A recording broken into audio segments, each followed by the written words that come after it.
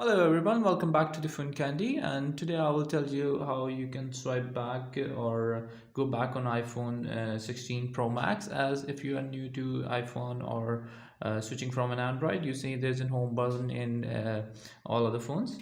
So let's go into an option to show you and tap into it. So once you need to go back to the menu setting, we have two options here. First one is here, as you can see this setting, and once I tap I will go back, and let's go into another option to show you another way we can do it. Just swipe back like this. Okay, so we have two options to swipe back on iPhone, and this works for most of the applications.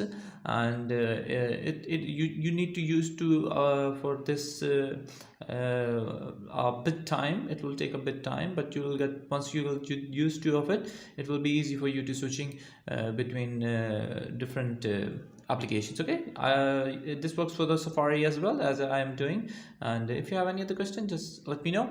Until next video, bye bye.